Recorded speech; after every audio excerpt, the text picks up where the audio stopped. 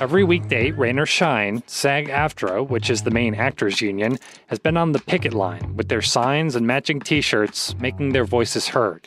The Writers Guild has organized similar events across the city.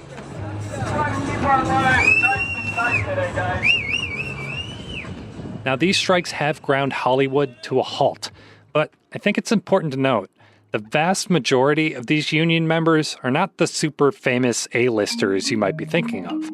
And they say the core ideas behind what they're striking for can apply just about anywhere. My guest this week is CNN business and politics correspondent Vanessa Yurkevich. We're going to talk about why this so-called hot labor summer goes well beyond Hollywood and why union workers feel they have more leverage than ever. From CNN, this is One Thing. I'm David Rind.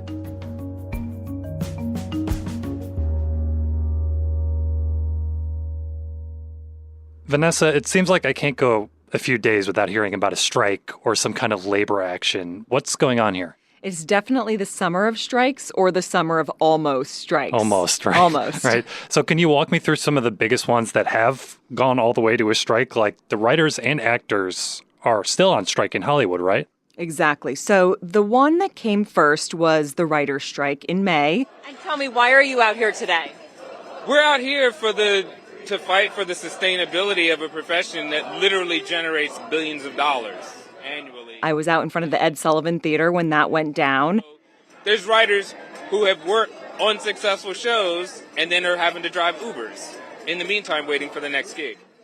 But we're at about 100 days and counting now. So we've surpassed the strike that happened in 2007, 2008, and we are creeping towards hitting a record, which was in 1988. That strike went on for 154 days. So Wow. The writers now have been on strike for over 100 days, and no signs of the two sides getting back together to come to an agreement. And it was a really interesting time because you had the writers, the directors, and actors all negotiating at the same time.